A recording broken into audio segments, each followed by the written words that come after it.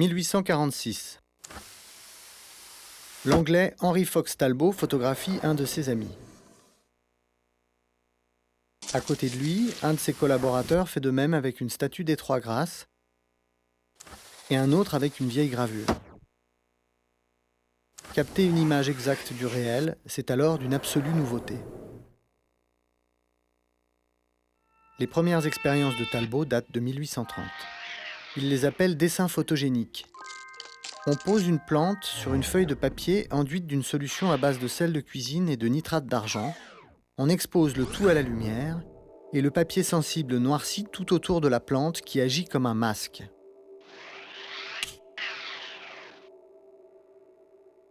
Il n'y a ici aucune volonté de composition, aucune recherche de l'effet, mais le simple plaisir de voir se réaliser, grâce à l'action de la lumière sur les sels d'argent, un rêve vieux de 15 000 ans, l'âge de ces mains apposées par les hommes du néolithique sur la paroi d'une caverne, dont un mélange de pigments et de salive a fixé les contours.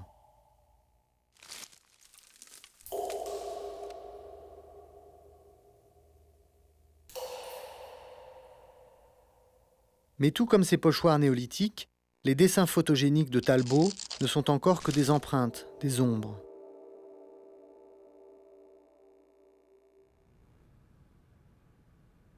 La véritable image du réel, avec ses pleins et ses creux, apparaît en 1839. C'est le daguerréotype, nommé d'après le français Daguerre. L'image captée sur une plaque de cuivre est remarquable de finesse et de précision. Mais c'est une image unique, qu'on ne peut ni reproduire ni modifier. Elle reste à jamais telle qu'elle fut prise, transformée seulement par le passage du temps, l'oxydation, les éraflures.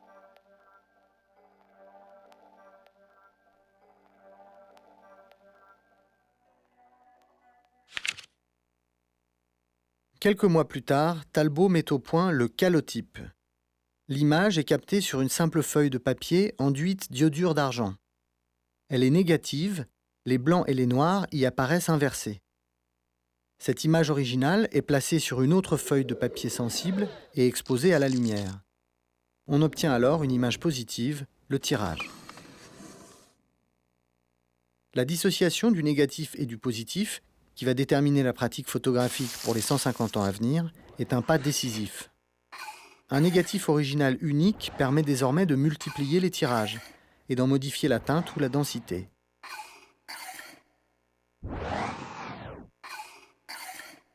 La photographie n'est plus une simple technique permettant de fixer une image du réel, elle peut désormais l'interpréter.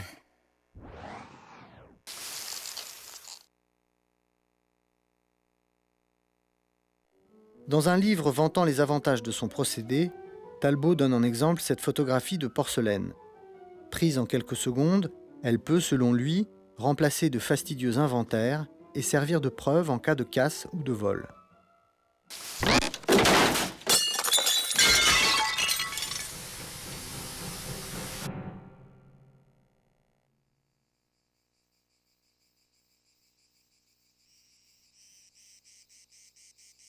Pour Talbot, toutefois, la rigueur documentaire n'est pas tout. On peut admirer la finesse de ce calotype qui permet de distinguer le moindre brin de paille d'une meule en plein soleil.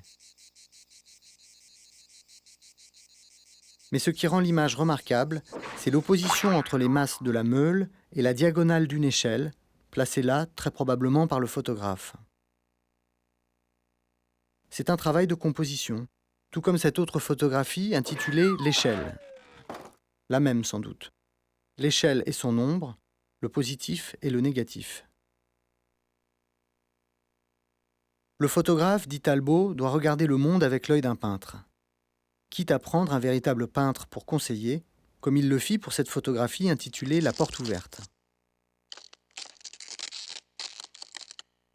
Le parallélisme de la diagonale, de l'ombre et du manche à balai est trop parfait pour être honnête.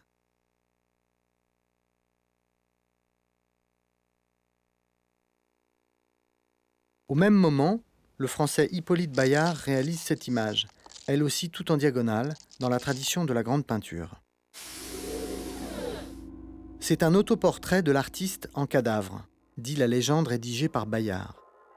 Il s'est noyé de désespoir parce que le procédé photographique dont il est l'inventeur n'a pas été reconnu. sa tête et ses mains commencent à pourrir.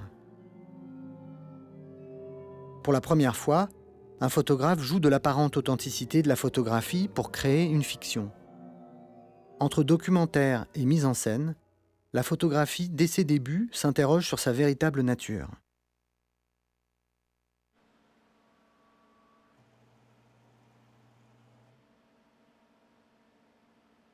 Difficile d'imaginer plus rudimentaire que les appareils qui ont pris ces images. De simples caisses de bois munies d'objectifs dont l'obturation se fait à la main, à l'aide d'un bouchon ou d'un clapet. Le temps d'exposition est calculé au jugé. Il n'y a pas d'industrie. Chaque photographe fabrique lui-même ses papiers, cherchant sans cesse à améliorer la recette. Celle du papier albuminé, pour les tirages positifs apparus vers 1850, nécessite des dizaines d'œufs battus en neige. On laisse reposer 24 heures, on récupère l'albumine qui s'est déposée au fond du récipient, on y trempe la feuille de papier qu'on met ensuite à égoutter et à sécher.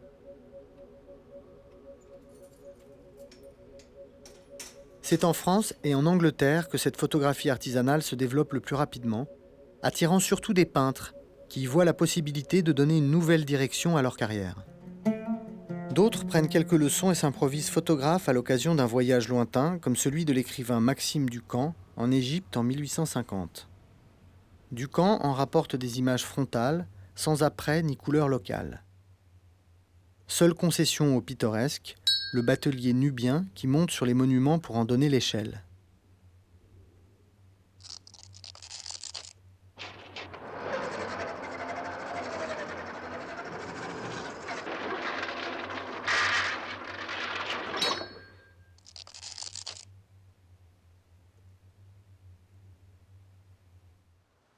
Peu sensibles, les négatifs papier nécessitent encore des temps de pause de plusieurs dizaines de secondes, trop lents pour capter le mouvement, la vie comme elle va. Un simple passant ne laisse aucune trace sur l'image, sauf s'il s'arrête un instant et qu'en repartant, il abandonne derrière lui son fantôme transparent.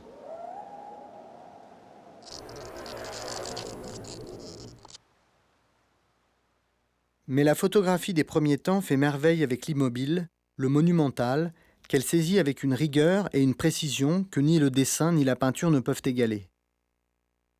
En France, les photographes les plus importants se tournent tout naturellement vers la photographie d'architecture.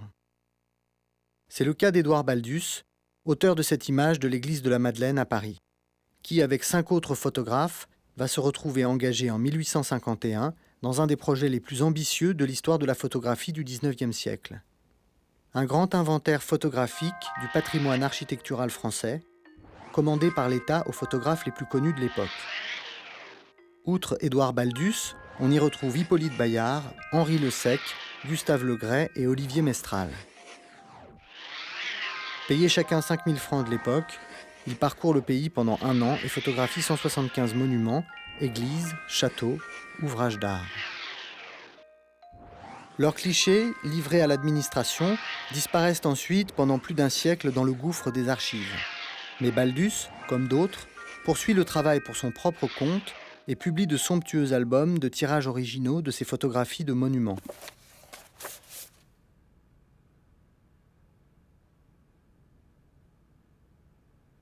Aujourd'hui, ces images peuvent paraître banales.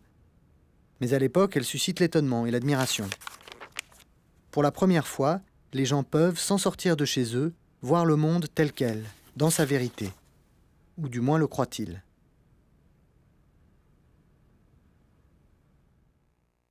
Le cloître Saint-Trophime, à Arles, photographié par Baldus.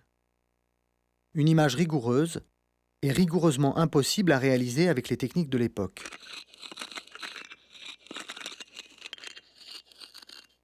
C'est en fait un assemblage de 10 négatifs différents, tous mis au point et exposés en fonction de leur emplacement dans la perspective.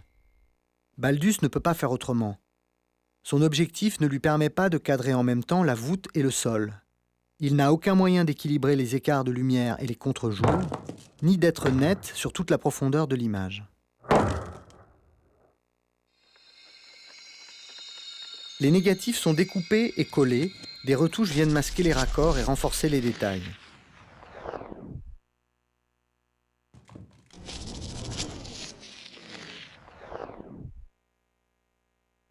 Certaines parties, comme la voûte, sont tout simplement peintes. À travers ces manipulations, Baldus ne cherche pas à tromper. Il veut retrouver ce que son œil peut voir et que son appareil n'arrive pas à capter. Les mêmes contraintes techniques obligent le photographe Gustave Le Gray à truquer ses images de bord de mer. L'écart de luminosité entre la surface de l'eau et le ciel est trop grand. Pour saisir la texture et le miroitement de la mer, le photographe doit surexposer le ciel qui n'a plus dès lors ni matière ni relief. Mais il dispose d'une autre image, un beau ciel nuageux au-dessus d'une mer totalement sous-exposée. Il isole ce ciel et le place au-dessus de sa mer miroitante, obtenant ainsi une image spectaculaire et tout à fait réaliste, même si elle n'a jamais existé.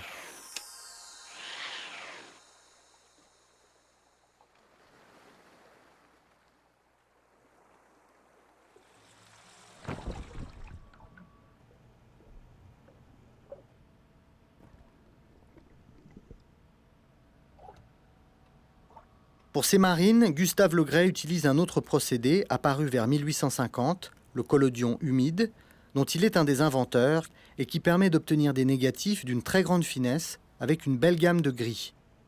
Le collodion est du coton poudre, un puissant explosif, dissous dans l'éther.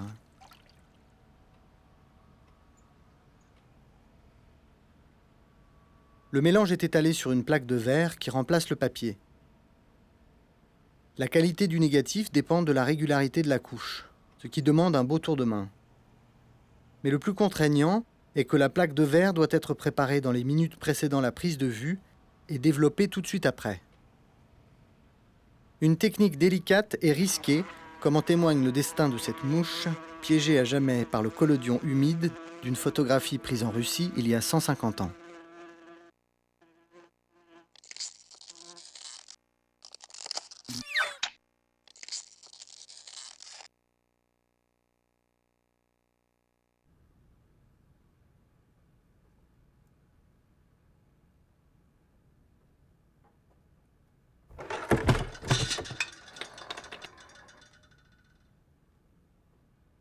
Pour les prises de vue en extérieur, les contraintes du collodion humide obligent les photographes à transporter avec eux de véritables laboratoires mobiles.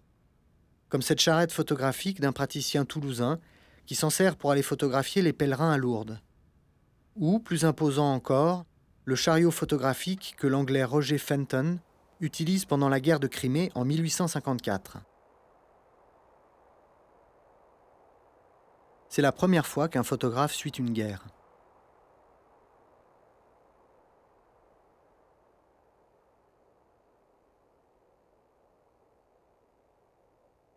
L'encombrement de son appareil et le manque de sensibilité de ses négatifs lui interdisent de photographier les combats. La plupart de ses photographies montrent des soldats au repos, certains couchés, ce qui permet de tenir plus facilement la pose, d'autres figés dans un simulacre de gestes et d'attitudes soigneusement mis en scène.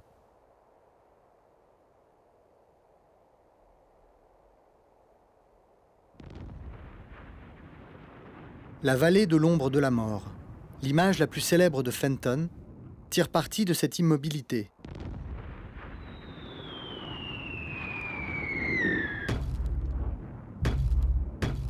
C'est une ravine où viennent échouer les boulets de canon qui n'ont pas la force d'atteindre les lignes ennemies.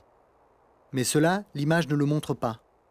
Seule reste cette vue désolée et sinistre, débarrassée de toute anecdote.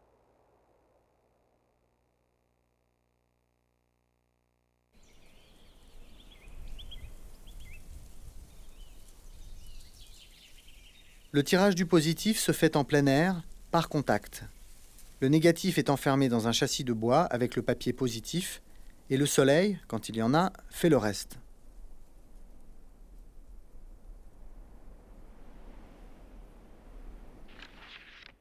La jeune actrice Sarah Bernard, photographiée par Félix Nadar.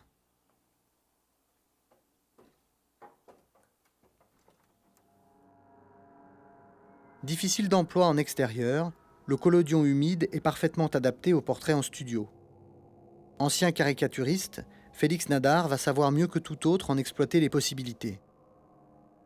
À partir de 1854, il réalise une centaine de portraits, dont les négatifs sur verre gardent aujourd'hui encore toute leur fraîcheur. Des artistes comme Gustave Courbet, des poètes, des amis comme Charles Baudelaire.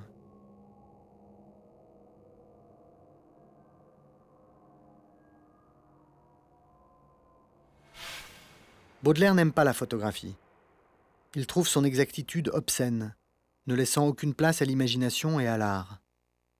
Ironie de l'histoire, Nadar a gardé dans ses archives cet autre portrait de Baudelaire, une image floue, techniquement ratée, mais parvenant à capter par son imperfection même ce que Nadar appelle la ressemblance intime.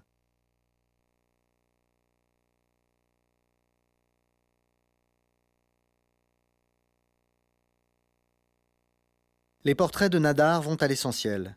Aucun décor, aucun artifice ne vient troubler la relation entre le photographe, la lumière et le modèle.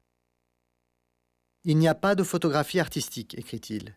Il y a, en photographie comme partout, des gens qui savent voir et d'autres qui ne savent même pas regarder.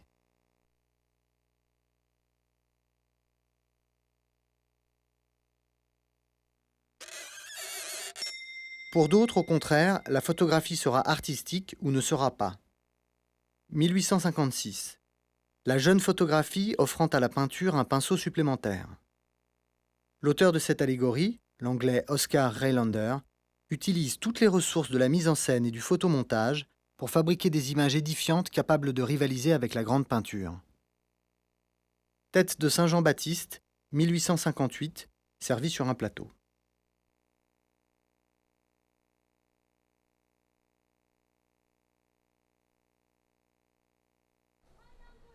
Moins improbable, mais tout aussi truquée, cette scénette intitulée « Gamin des rues jouant aux osselets avec des marrons ». Le jeune figurant suit des yeux le marron en plein vol. Mais en 1857, la photographie est incapable de saisir un mouvement aussi rapide. Le marron est en fait suspendu au bout d'une ficelle qu'une retouche fait ensuite disparaître.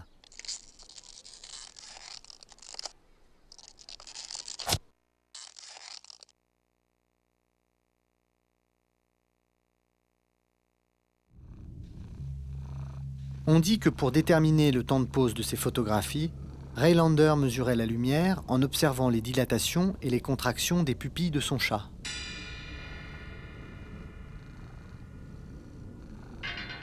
En 1857, pour son œuvre la plus ambitieuse et la plus célèbre, il a sollicité l'animal au minimum 30 fois.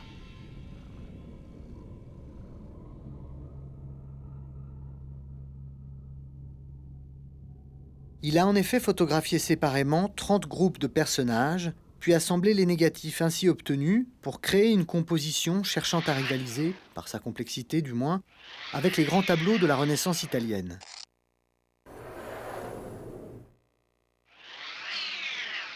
Le tirage du positif se faisant par contact, sans possibilité d'agrandissement, il a dû procéder dans l'ordre. Pour construire une perspective cohérente, il a d'abord photographié et placé tous les personnages du premier plan.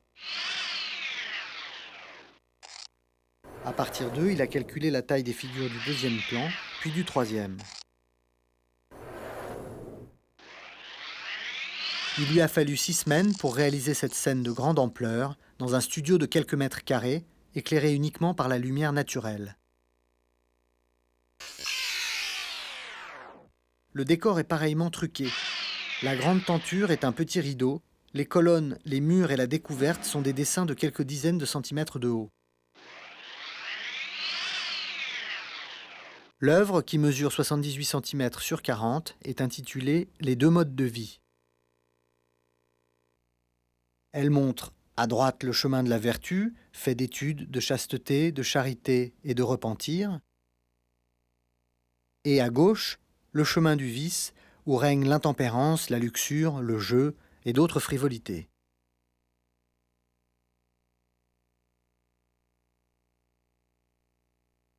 Au milieu, un père et ses 2 fils aux goûts résolument opposés.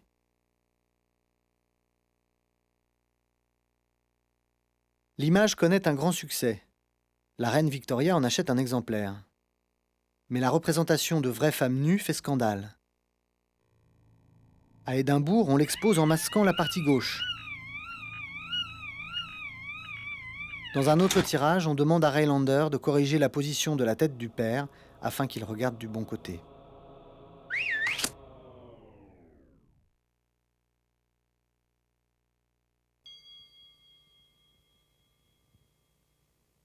Henry Peach Robinson, lui aussi peintre de formation, utilise la même technique pour un résultat plus étrange. 4 négatifs composent cette scène apparemment banale, dont chaque personnage a été photographié à part, seul moyen pour qu'ils soient tous nets et bien éclairés par la lumière naturelle. Le montage les réunit dans la même pièce, tout en laissant chacun solitaire dans son espace. C'est l'image qui a rendu Robinson célèbre en 1858. Elle porte un titre énigmatique, « Fading Away », c'est-à-dire « Elle se meurt ». Mais on ne sait pas de quoi. À l'époque, les critiques parlent de tuberculose. Mais Robinson a commercialisé à part une des études pour la figure de la jeune mourante, sous le titre « Elle n'a jamais dit son amour ».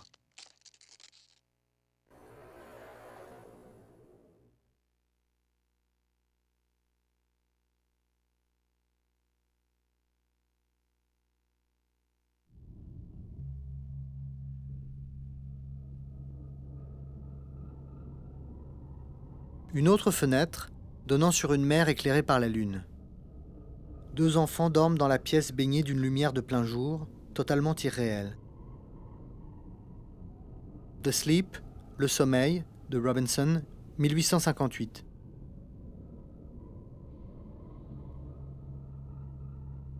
Le montage des différents éléments crée un monde fantastique à force d'être trop net, trop clair. On voit tout, mais on ne sait pas où on est. Qui sont ces enfants? Pourquoi ces chaussures noires, curieusement grandes, bien mises en évidence comme pour faire pendant aux fleurs blanches?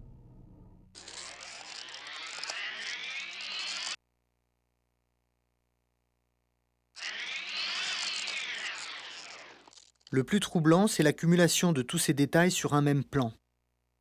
Voir tout cela en même temps n'est possible qu'en rêve.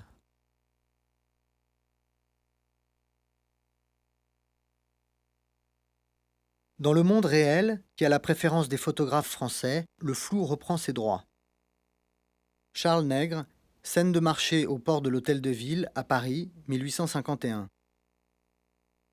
Le flou de bouger des personnages et le flou de profondeur de champ des maisons à l'arrière-plan donnent à la photographie une profondeur mouvante qui est celle de la vie elle-même. Il en va de même dans cette photographie d'Henri Le Sec de 1850, où le flou des arbres les transforme en un simple arrière-plan, soulignant la force minérale des rochers de la forêt de Fontainebleau.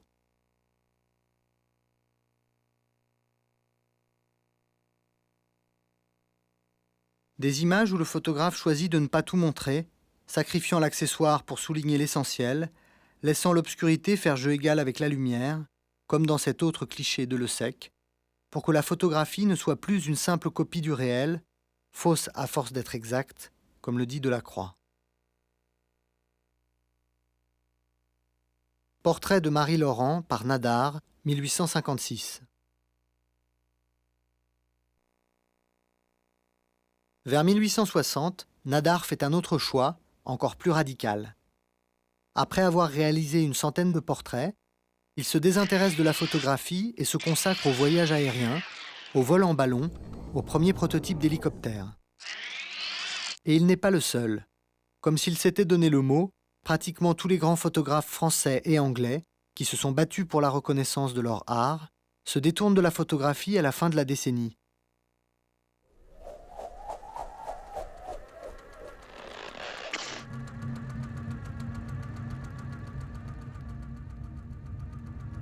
Roger Fenton, juriste de formation, revend tout son équipement et retourne au droit.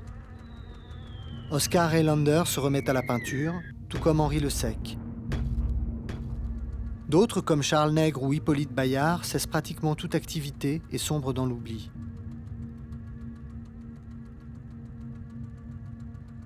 C'est la fin d'un rêve, la fin de l'aventure de cette génération d'artistes bricoleurs que Nadar a appelés les primitifs de la photographie. La fin d'un âge d'or où tout était à créer et tout semblait possible. Une parenthèse exceptionnelle qui aura duré 10 ans, entre le temps de l'invention et le temps de l'industrie.